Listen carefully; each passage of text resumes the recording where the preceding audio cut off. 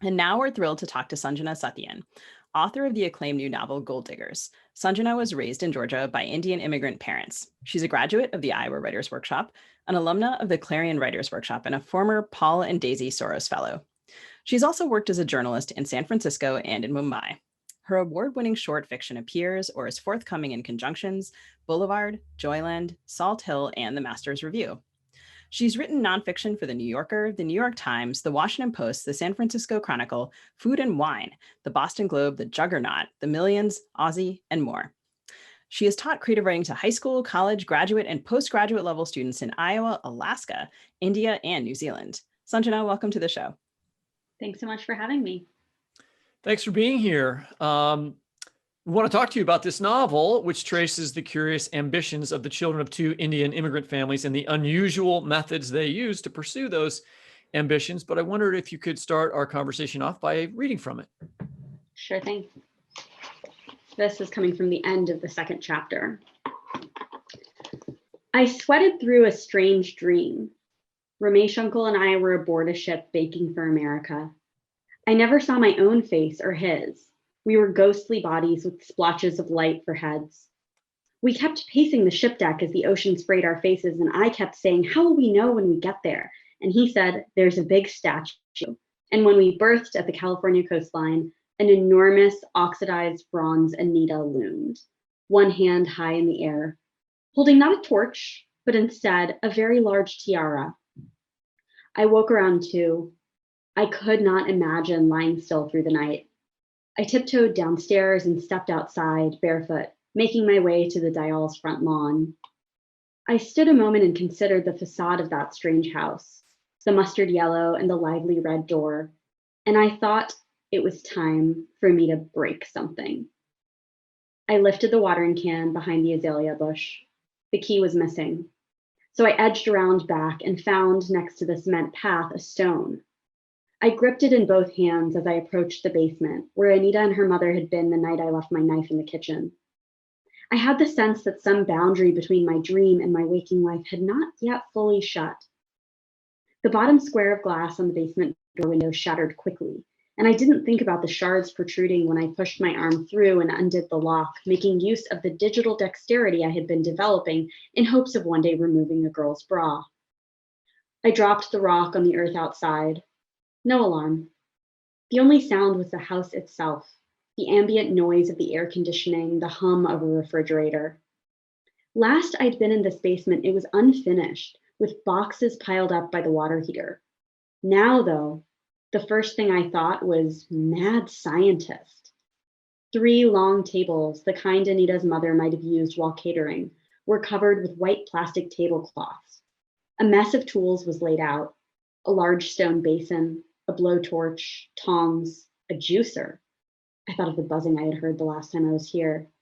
A huge plastic jar of sugar. I looked down to see a trickle of blood dripping from my elbow to my wrist. I pressed my shirt to it. I moved toward the fridge, which was also new. Sometime recently, the Dials had added a small kitchen, a fridge, a kitchen island on wheels, a wire rack. When I opened it, still tending the wounded arm, I saw the thing altering Anita, like a vast shaft of light striking her chest, growing her up. On the top shelf were 3 round yellow lemons. On the second, several vials of liquid, and on the lowest, a large pitcher filled with the same substance. Each vial was partially covered with a piece of masking tape on which something had been written. The plump belly of the pitcher was also covered with tape. I made out 2 letters, SP, and some numbers, 81106. I said them aloud. They were the previous day's date, August 11th, 2006. I lifted the pitcher to examine it outside the fluorescent interior. A bit of blood streaked the handle. Through the glass, the liquid glowed, yellow gold. That hue beamed through the masking tape. SP, I read again, SP. I returned the pitcher to the fridge, lifted the vials. One, nearly drained, read PN, followed by more numbers. The date, because now I had in my head that these were dates, I realized, of the spring fling dance. I picked up a few more until I found the one I'd been expecting to see. JB with the date of the Bhatt's graduation party. Something taken from each of those people. From SP, Shruti Patel, from PN, Prachi Narayan, from JV, Jay Bhatt. Was this what had made Anita different that summer? And that gem-like glint, Prachi's necklace on the parking lot asphalt, the jewelry cabinet open in Mrs. Bhatt's closet. I leaned over the pitcher SP. It smelled like it was lemonade, fresh, saccharine and sour at once. Not quite the same concoction we made all those years ago. It was now laced with something new, something that had belonged to Shruti Patel. I drank. It was tangy, but sweetness followed and followed. Bubbles were settling in my stomach. I never wanted it to end. As liquid streamed down my throat, I felt a great sense of purpose. And then, stop, Neil, fucking stop, came a pinched, panicked voice. Whose? Which one of them? As a throbbing began behind my eyes, Anita's face materialized before me. Her hair was haloed by the eerie low basement light. A cold nausea set in, and then a fuzzing of my vision, but I was still drinking. Neil, you have to stop, please, I heard Anita say. Her hands closed around the pitcher. She was trying to tug it away from me with surprising strength. You've had too much. Thank you. I love that passage. It's the moment where Neil, whose point of view dominates the book, we see him experience that heady potion for the first time. And in this episode, we're talking about the literature of boom times. And this book has a few timelines we see. Wait, I think you should say more about that potion. Like, what is the potion? I don't think it's not a spoiler to give away the potion because that happens pretty early in the book, right? Yeah. You tell us about the potion quick. Yeah, it's on the jacket copy, so not an official spoiler. So Neil Narayan, 15-year-old growing up in the suburbs of Atlanta, Georgia, discovers that Anita, his neighbor, and her mother, Anjali, have been stealing gold from other Indian Americans in their community. And they turn this gold into a magical elixir. And in drinking this elixir, they are able to steal the ambitions and the energies of other people in their community. Perfect. And Thank you. Yeah, it's such a great idea. And so we see in the prologue the Indian childhood of Anita's mother and how she gets the recipe for that kind of ambitious cocktail. There's a part set in Georgia, where you're from, in 2005, including that section you just read. And Neil and Anita are in high school and kind of seeking academic acceptance, among other kinds. And a second section set in California in 2016, where the business and tech sectors are very active and money is flowing freely. And in between those two more contemporary timelines, we have, of course, the 2008 crash. And I was curious about when you started writing the book, what the economic environment was like, and how you think about the relationship between the economy in which you were writing and the histories your characters were living. Yeah, so I should say, I think the ways in which my novel is a novel about money or the economy, it's sort of like incidental downstream stuff, like the context that the book takes place in. There's 2006 suburban Georgia when my characters are teenagers, so they don't really have any language for what's going on around them. But what's going on around them is they're second generation teenagers growing up in the suburbs, and that creates a very specific, middle to upper middle class striving context. And then the second half takes place in 2016 Silicon Valley, where people are starting to have a little bit more language for maybe there's something eerie or off about where this upward mobility that they have achieved has brought them. They're in the middle of a so-called tech boom, and what is the potential downside or dark side of that tech boom? So I was drawing on two periods that I lived through in Georgia and California when I started writing this in about 2017, and I was interested in kind of the community that I come from, the movement that we had made from being kind of a lot of people in the world that I grew up in were like middle class scrimpers and savers in these like cookie cutter subdivisions when I was growing up. And then I looked up, and 10 years later, there was something more like excess. People had gotten fancy six-figure jobs and were kind of taking for granted a power that I think their parents had hoped for them to have.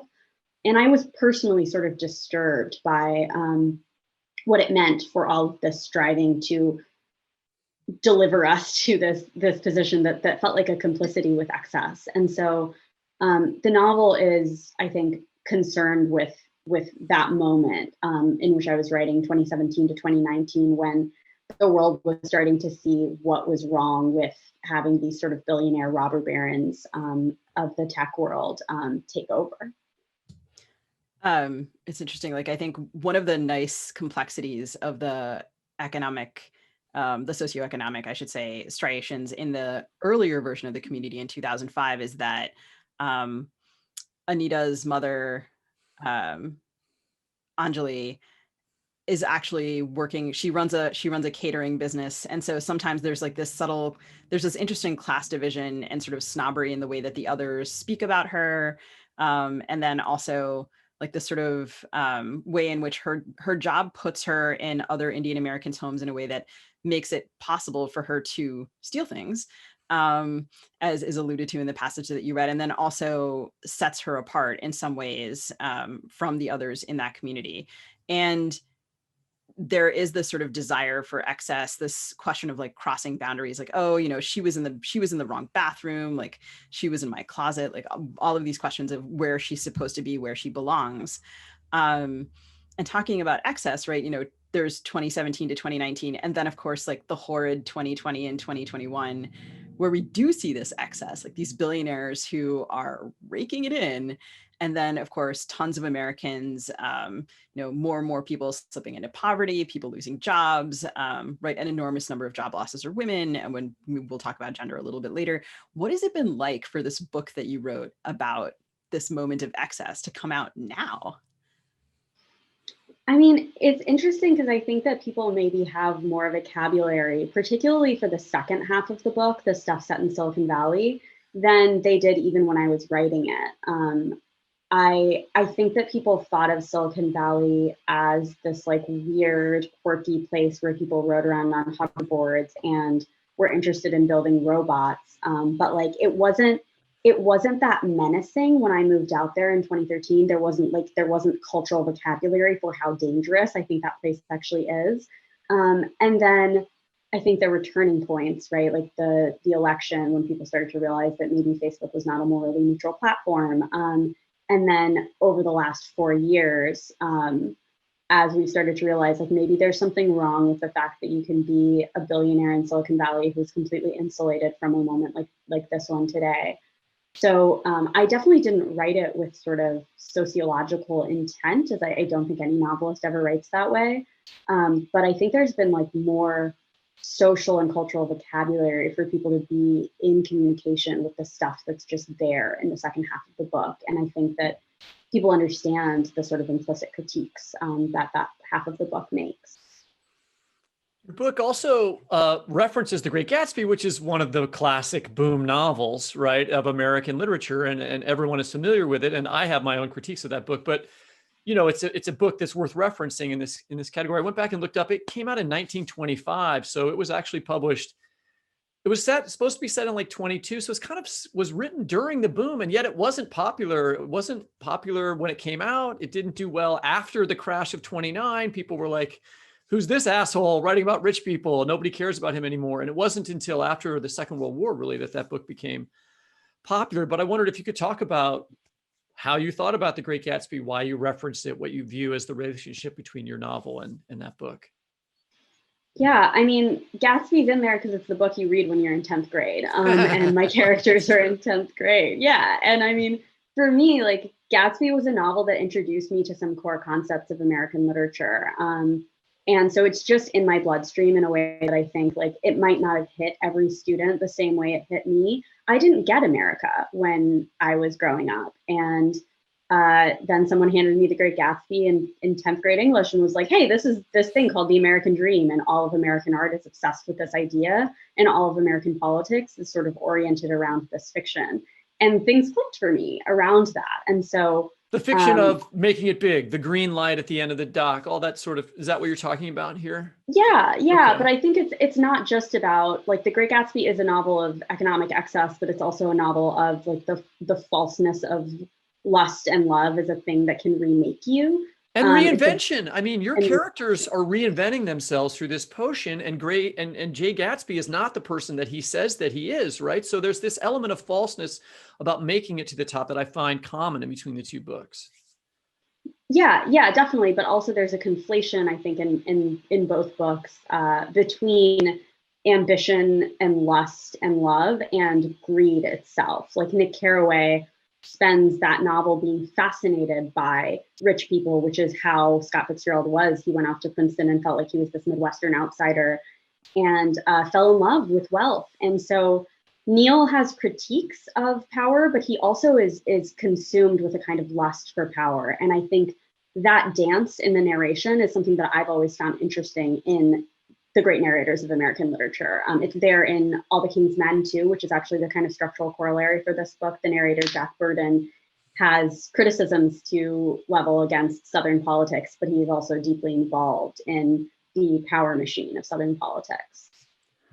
I have a really weird theory. No, I don't think it's weird. I think it's good. But Sugi and I were arguing about this before the show. And I want to see what you think about this.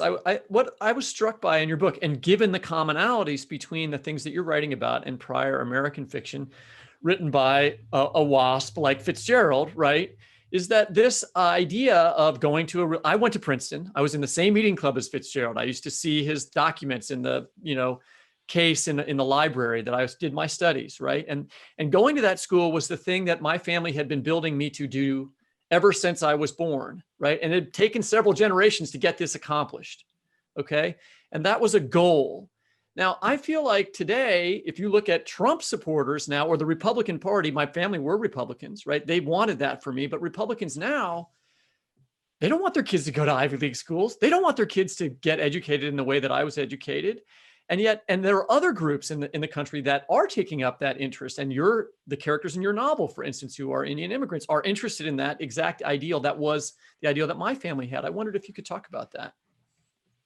Yeah, I mean, the concept of upward mobility, I deal with it from a very specific context, which is immigrant upward mobility. And not just immigrant, but like the Indian diaspora is a hyper-specific diaspora in the US. And I say Indian, not just South Asian, because the way that the visa system works in order to actually get you from India to America is there's a lot of pre-selection. There's basically caste and class pre-selection. So it means that the people who are coming here already come from some relative amount of privilege. Often, this is not always true, but in aggregate, this is sort of like demographically true. And so then you have this community in the US that is breeding these sort of artificial values of everything you're talking about, pitting all their hopes on, if we get our kids to these fancy schools, then they will possess the power. I don't know about the sort of differences between the way white Republicans place their hopes on those institutions versus the way my community did. That's a fascinating thing I haven't talked about, or I haven't thought about very much. But the thing that I spent a lot of time thinking about in creating this novel was what is missing from that sort of narrowness of hope, but also what is going into the people who have those hopes. Like, I was trying to both critique and empathize, which is a really hard line to walk. Could I understand why those were the things that my community wanted for us? Could I see how that was damaging? And could I also see why that was the only thing they could imagine? There's this interesting Anjali, the mother of Anita, who is Neil's friend and sort of foil throughout the novel. She has a nebulousness of want, which is so interesting. Like, it's a nebulousness that I feel like many people find really even hard to admit to. And there's also an exchange between two characters where I think it's Wendy, where Neil says, you're going to go to Harvard, and then what's going to happen? And she says, whatever I fucking want. But then there's this void of, what is it that one does want, and what kind of character, wants something specific beyond that and is able to land on it, but also maybe give themselves permission to be a little messy. And it seems like that kind of messiness, that nebulousness of want, is also something that surfaces more in cultures of excess. So Whitney and I were also talking about David Foster Wallace, George Saunders, Jonathan Franzen, this like litany of wasps, and the critiques of consumerism in their work. And they're writing about societies in excess. And I'm thinking here of the corrections. And Whitney noted that books from that time period largely don't address race and gender and identity of other issues that are front and center today. And that your book also puts front and center. And he posited that a novel like Infinite Jest could never be written today because, they're entertaining them. There's a willingness there to entertain themselves to death. And so we're concerned that the worst thing that could happen would be that you have to watch a video that kills you. That seems like now we have a lot more problems than that, that you might have to worry about. What do you think? I don't know if I totally agree with that. I think I'm spoiling for the fight. That's fine. It's good to argue. I think one common criticism that is leveled against sort of like the white man novel is like, where are the people of color? Where are the women? And like, I sort of get that, but I don't think the response is like, add those people to your fiction. It's just like, publish more books by those people. There aren't that many people outside of the Indian and Asian Americans in my book. Like I'm writing about like narrowly about my community. So it makes total sense to me that someone would write narrowly about their community. And so I don't think it's weird that novels like Infinite Jest and The Corrections were concerned with a very particular corner of American excess. And I think that's just as legitimate a corner. Maybe this is because I was raised on the novels of white men and added kind of other people to my canon when I got old enough to realize that something had been left out. So maybe I have a kind of forgiveness because that's just what I learned to read on.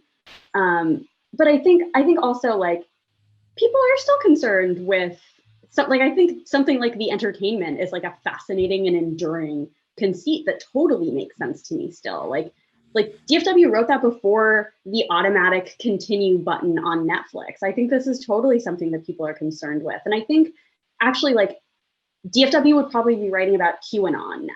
Like that is the version of The Entertainment. Like there's an incredible New York Times podcast called Rabbit Hole that is about the YouTube rabbit hole that sucked people in who were not radicalized and then became radicalized. So I think like the DFW DeLillo novel of today would probably be the QAnon novel. And I know like Kari Kunzru wrote Red Pill. There are novels that are concerned with that. I've been working on essays about sort of similar things of like what happens when the internet sucks you in that way. So yeah, I don't know. I think that's enduring. I'm always sad that DFW is no longer with us, and the idea of DFW writing a QAnon novel has just made me so sad. I really want to read that. Sorry, Whitney, go ahead. I was just thinking, I mean, yes, I agree that those novels are sort of monocultural, but more importantly, I think that they are thinking about consumerism, right? And I remember there was a way when that idea of like, we have too many things to buy and the ways that we're entertained are really bad. Like the long passage on the cruise line that the parents take in The Corrections. And then David Foster Wallace also himself wrote a long Harper's essay about cruise lines and their excess, right? It became like a way of thinking about the culture. Well, now the cruise lines are shut down because of COVID and people can't afford to go. Like you see how you cycle out of a period like that, right? I think we're about to enter into a period in which people are going to start writing about these issues again. And I think it comes cyclically, right? Does that make sense?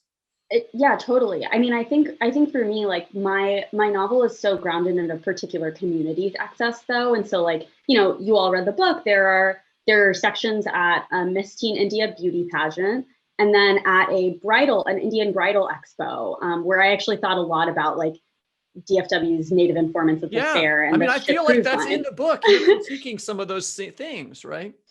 Totally. But I think like a lot of the Indian Americans I know are not actually going to be that affected by the current bust because they're so insulated by their like upper middle class tech and finance and consulting jobs. And it's actually deeply disturbing how disconnected they are and how much like, I was talking to someone the other day who was forwarding some article from the business section of the New York Times that was like, the way the pandemic will change work is that more people in finance are quitting their jobs and want to go into tech. And like, is that really your corner of experience, that that's how you think the pandemic has changed America? Like, what is wrong with your particularly narrow experience of the world that you can't think outside that? But this is something that I feel kind of a lot of rage against my particular Indian American community for, is that there has been like, we aspired our way into those, like during the Clinton neoliberal boom years, to be like that. And now we have the opportunity to be like that. You know, I watched people go from buying their jeans out of Kmart discount bins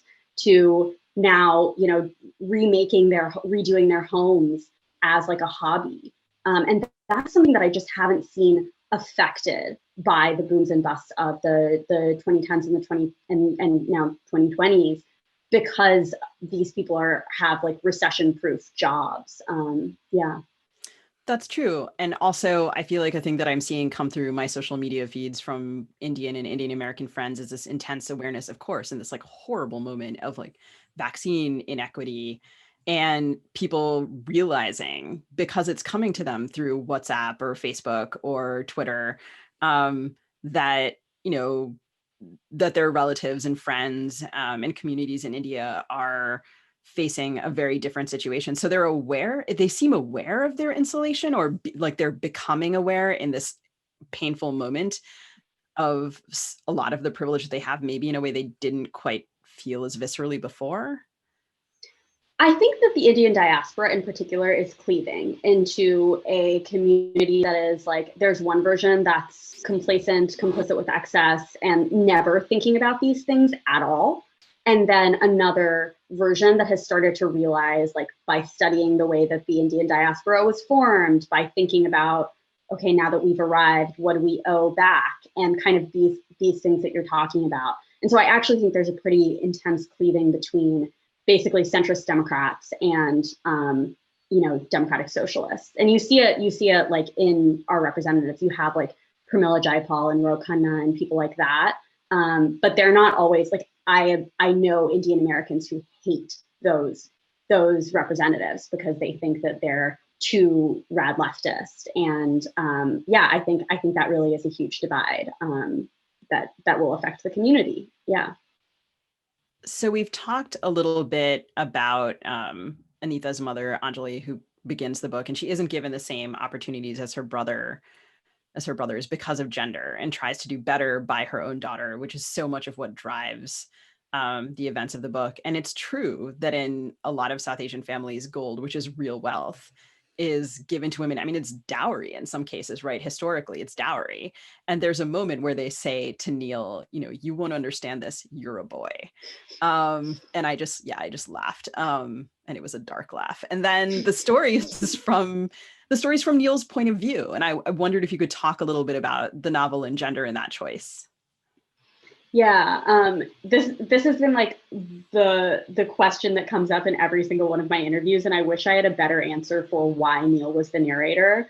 It wasn't for any like big dramatic political reason. It's just the voice that consumed me. I originally wrote from Anita's perspective and from Anjali's perspective, and they just weren't any fun. They were really kind of like flat. Anita in particular had a lot of problems as a narrator, and the whole reason is that in the first half, she is so ambitious that she has no inner life. And so she's not an interesting narrator because like, that's not an interesting person to witness the world. She's not questioning the world. So why would I want to be in her head? I would have had to do some kind of like ironic distance that wasn't fun.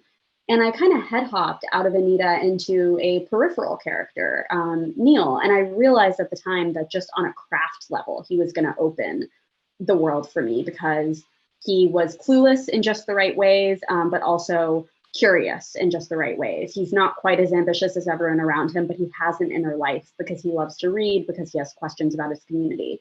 And later, I think I realized that like some of those things are fairly coded male privileges within the community. Like I've seen more Indian American male slackers than I have seen Indian American female slackers. That just seems to happen. And it seems to happen because our parents have different expectations of us.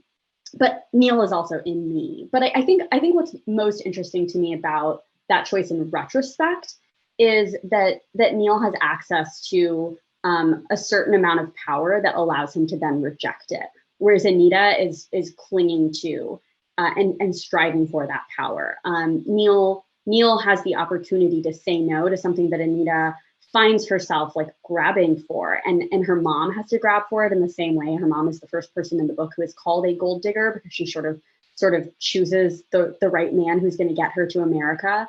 And then Anita herself kind of replicates some of that behavior when she's in her 20s. She starts dating like a rich, kind of like oligarch rich Indian man she meets at Stanford. And that's another way of clinging to someone else's power, because for her, it's more like she has a kind of humanities and social science intelligence that is not respected in the Valley, and her boyfriend is respected. And so she depends on that just the way her non-engineer mother clings to an engineer father. So I mostly have thoughts on what happened after I made that choice, but it certainly wasn't an intentional choice at the start. I just want to circle back to something that I realized. We learn things while we have these conversations. And so what I feel like you were saying earlier in your answer about like difference between boom times and non-boom times in literature that is in and out of booms is that like you're saying like these people are trying to be always in a boom or going to be or able to be, right? There's a class of Americans, right? And I don't think this is limited to the people that you're writing about that have escaped the economic cycle. Is that what you're saying? Yeah, totally. Okay. And I think that's true of like a lot of people in the highest tax bracket, like the way in which they feel economic busts are as shudders. Like it might affect whether or not they can build their summer house.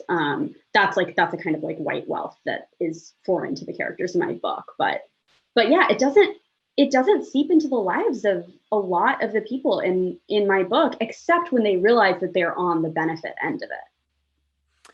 Okay, so speaking of Neil, which we were just talking about, I just wanted to go back to that just briefly, but he becomes a PhD student of economic history. We have a PhD student on earlier from Duke. I wonder if we could ask you to read another brief passage in which he describes his intellectual work. Sure. I was spending my summer attempting to explain why and how one era leads to the next, why a distant shout of gold California draws migrants across the brutal Sierra Nevada, how gold lust formed railroads and poisoned rivers, how the 49ers ache to stake their claim on the earth, to make a home in America, coalesce to change the course of the West and the world. My work as a student of history was the moral opposite of my work as a debater. As a debater, I'd lived in the present and made arguments about possible futures, claiming wantonly that someone's well-intentioned proposition would collapse the economy or cause nuclear war.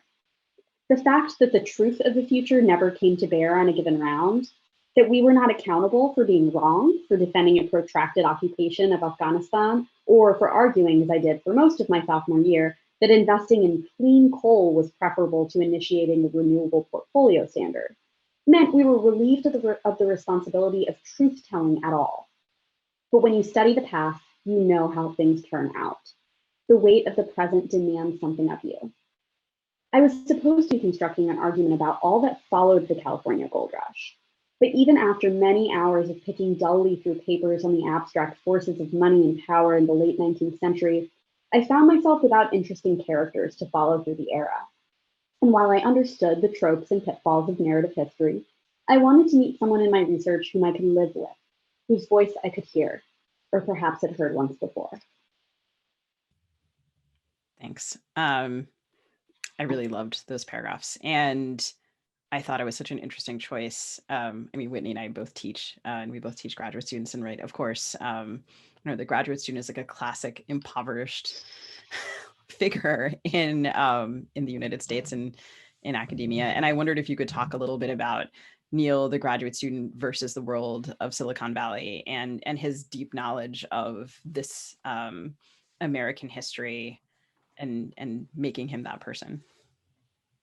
Yeah, grad students are interesting right now, especially because I think they're in a world where they can't count on job security the way the generation before them could. And so they're living in a kind of unstable and contingent world where they're starting to, unionize and think about the sort of holes in the economy and in the safety net, but they're also still often very, very privileged, or they come from often a lot of privilege. And certainly that's the case for Neil. But I think he's experiencing a little bit of what I experienced in the Valley as a writer, was like, I seem to socially belong to these circles of the elite, and yet my salary doesn't indicate that. And so that gives me this like 1 foot in, 1 foot out. Like, it gave me the ability to see how power functioned, and it also meant that I had like fundamental empathy for people whose like labor situations were not stable. And so I think that's kind of where Neil gets his personal orientation to Silicon Valley from. He also has this like intellectual grouchiness that was really fun to write. He's read too. He's a Bernie bro, and he hates everyone around him because he's like, you guys all claim to be liberal, but there's something, neoliberal about all of you. He has a deep distaste for all of these people, but he also can't get rid of them because that's the world he's from. And so I think that's always a really fun place to write from, is someone who belongs to a world irrevocably but cannot get outside of it. I mean, that's Edith Wharton. That's like the novels of manners are all like that. So it's fun to deploy that. Well, it also reminded me of another boom book that we've mentioned already, is The Corrections. So Chip, the character in The Corrections, is also a college professor who doesn't have money, who is from a family that used to kind of have more middle class money, but he's seeing wealth, right? And he's wanting that. And much of the book turns on his learning that is that not so great, he ends up going to Eastern Europe to try to all these scams, all this sort of stuff, like that dynamic of somebody who is on the fringes of a wealthy situation, right? But able to understand and critique it. And he also has all that anti-capitalist stuff that he's teaching his students, right? I thought that was an interesting conversation between your book and that book in ways that I thought was productive.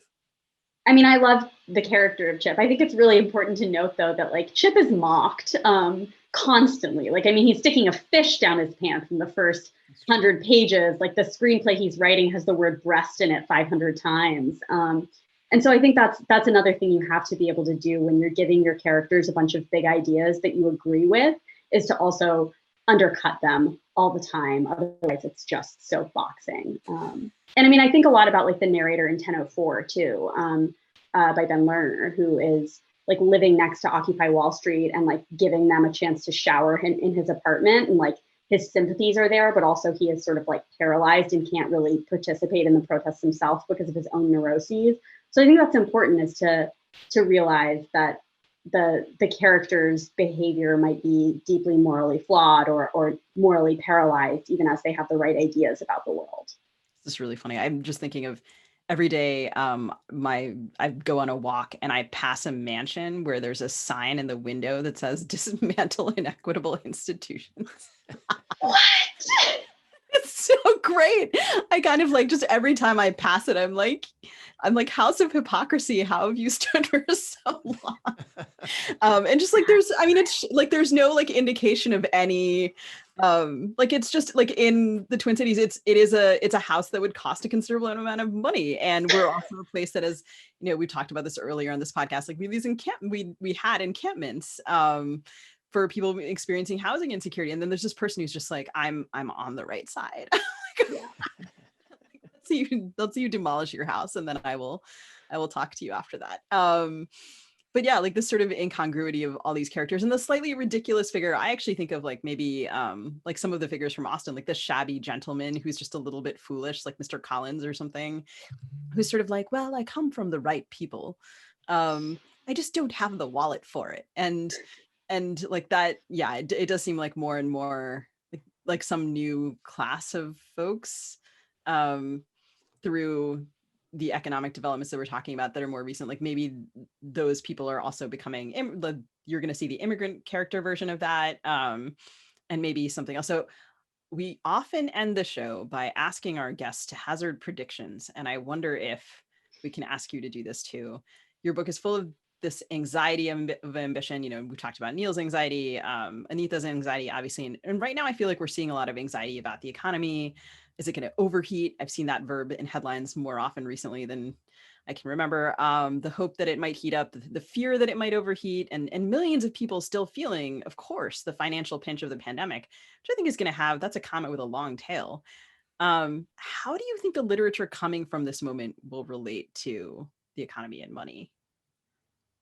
Well, I think it's still kind of a massive economic privilege to be able to write fiction. And so I think a lot of that anxiety will be, it will probably be written from a position of privilege. Now, I think that like with MFA programs funding people, there's always the opportunity to have a little more diversity, but I think we're still going to see a lot of anxiety from the relatively privileged.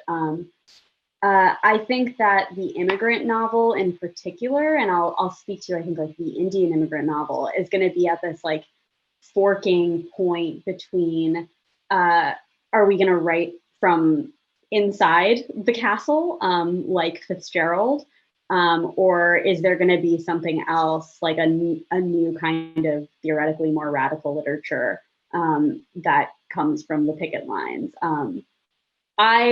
I think it's okay to write from inside the castle. I think that's like a powerful place to be. I think that is possibly a controversial opinion, but like a lot of the novels that I think do social satirical work and do social work, period, are written from within an understanding of that power. So I think that'll be an interesting dance to see play out. This means that I'm sort of waiting. I'm like waiting for the first Ambani to get an MFA. And then, well, I think they might have jobs already, but some of us know the Ambanis and might be able to comment upon them. I'll look forward to it. Thank you so much for joining us. It's been a pleasure to have you. Thanks for having me. This is fun. Thank you. And listeners, don't miss Gold Diggers, a great story for our strange economic moment. Go out and pick up a copy.